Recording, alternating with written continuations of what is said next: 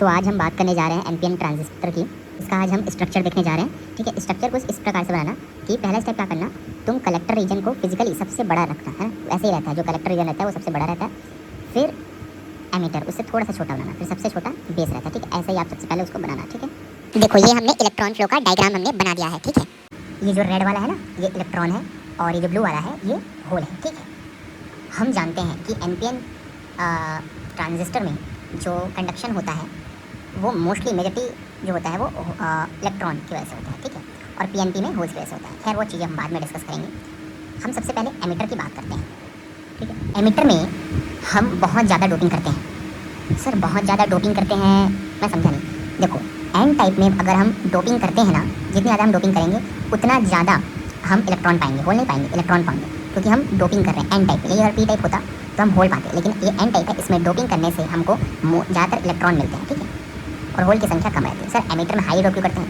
क्योंकि यहीं से इलेक्ट्रॉन फ्लो अच्छा करेगा, है ना। एमिट करेगा इलेक्ट्रॉन को, तो ये इधर भेजेगा, तो इसलिए इलेक्ट्रॉन फ्लो अच्छा बनाने के लिए, है ना, यहाँ तक बेस से भेजने के लिए हम इसको करते हैं। ये बहाव अच्छा रहेगा, इलेक्ट्रॉन ज़्यादा तो करंट ज़्यादा मात्रा में बनेगी, इसलिए वो बेस तक जा पाएगा, है ना। ठीक है, और रही बात बेस की, तो बेस में हम बहुत लाइटली डोप करते हैं, बहुत लाइटली डोप्ड। क्यों? क्योंकि ये पी टाइप है, इसमें हम डोप करेंगे तो क्या बनेगा, होल बनेगा, है ना, होल बनेगा। और ये होल को भी हम लोग को कम चाहिए। सर कम क्यों चाहिए? अगर देखो ज़्यादा हम बना देंगे तो ये सारे करंट इधर जाने नहीं देगी, अपने से ऐसे घूम जाएगा ऐसे करके, ये तो रिकम्बाइन कर देगा, ये इलेक्ट्रॉन होल के साथ चिपक जाएंगे सब, और एक रिकम्बिनेशन हो जाएगी, है ना। उस वजह से बेस में हम लाइटली डोप करते हैं। ठीक है, अच्छा ठीक है। कलेक्टर है ना, कलेक्टर अब ये सब सारी करंट को कलेक्ट करेगा। सर इसमें हम कौन सा डोप यूज़ करते हैं? Moderate dope, moderate. ठीक है, ये बहुत हाई था, ये मॉडरेट। ठीक है, इससे ज़्यादा और इससे कम। ठीक है, मॉडरेट डोपिंग करते हैं। ठीक, मॉडरेट डोपिंग। सर हम कलेक्टर को इस एमिटर की तरह हाईली डोप क्यों नहीं करते? चलो इसका नोट करता हूँ। ये जो कलेक्टर बेस है इसको हम रिवर्स पे लगाते हैं, है ना, रिवर्स पे लगाते हैं, रिवर्स बायस पे। तो अगर इसे हम हाईली डोप करते हैं तो डिप्लेशन रीजन क्या हो जाएगी, पतली हो जाएगी। ठीक है, और हम जानते हैं कि रिवर्स बायस में हाई वोल्टेज देते हैं हम, हाई वोल्टेज।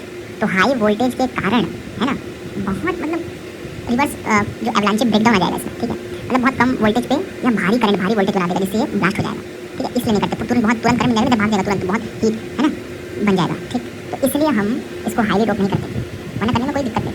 और रही बात कलेक्टर रीजन को हम लाइटली डोप क्यों नहीं करते? तो लाइटली डोप इसलिए करते, जब हम डोप इसको कम करेंगे तो रेसिस्टेंस बढ़ जाता है। अगर रेसिस्टेंस हाई रहा तो हम जानते हैं I²R फार्मूला से, अगर रेसिस्टेंस हाई है तो हीट बहुत ज़्यादा बढ़ेगा, तो उससे भी ये सब लॉस में बदल जाएगा। लॉस में जाएगा तो कुछ सिग्नल हमको मिलेगा ही नहीं, है ना, बहुत कम मिलेगा, है ना, इसलिए रेसिस्टेंस बढ़ जाएगा, कोई फायदा नहीं होगा, है ना, गर्म हो जाएगा।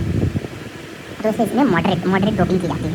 ठीक, ना ज़्यादा हाई ना ज़्यादा लो। ठीक, मॉडरेट डोपिंग की जाती है। आई होप ये सब आपको समझ आया होगा। ठीक है, तो ये सब हमने बात कर ली। इसके बाद हम एक्टिव मोड पे आते हैं। एक्टिव मोड पे जो एमिटर और बेस है ना, ये होती है फॉरवर्ड बायस में, और ये वाली साइड होती है रिवर्स बायस, इसको एक्टिव रीजन कहते हैं। ठीक है, इसमें जो अपना ट्रांजिस्टर है ये एस एन एम्पलीफायर की तरह काम करता है। ठीक है, और इसका देखो IC = बीटा × IB होता है। ये बीटा क्या एम्पलीफिकेशन फैक्टर है। ठीक है, माइक ऑडिशन रेडियो में ये सिग्नल को एम्पलीफाई करने का यूज़ है। ये इसमें ऑन ऑफ नहीं आएगा। ठीक है, इसमें एम्पलीफाई मोड, जहाँ भी आपको एक्टिव रीजन दीजिए ये एम्पलीफाई मोड है। ठीक है, या फिर ये बायस दिख जाए तो EB है वो फॉरवर्ड बायस, और CB जो RB है ना, CB रिवर्स बायस है, तो आप इसे एक्टिव रीजन बोलेंगे, और ये एम्पलीफिकेशन काम में आता है। ठीक है, हाँ ठीक है। देखो एमिटर से एमिट हुए जो इलेक्ट्रॉन है वो बेस की तरफ है। ठीक है, बेस में 1 से लेकर 5% तक इलेक्ट्रॉन रिकम्बाइन कर दिया, लेकिन बाकी बचे 95 से 99% जो है वो कलेक्टर में चले गए, यानी कि अच्छा खासा करंट इसमें डेवलप हो गया, एम्पलीफाई हो गया। ठीक है, अच्छा दूसरी बात आती है कट ऑफ रीजन। ठीक है, इसमें क्या रहता है, दोनों ही रिवर्स बायस में कनेक्ट होते हैं, कोई भी इलेक्ट्रॉन बेस की तरफ नहीं जाएगा, मतलब सारे करंट जीरो IB ऐसे दोनों जीरो। ठीक है, सब जीरो। ये ऑफ मोड कहते हैं।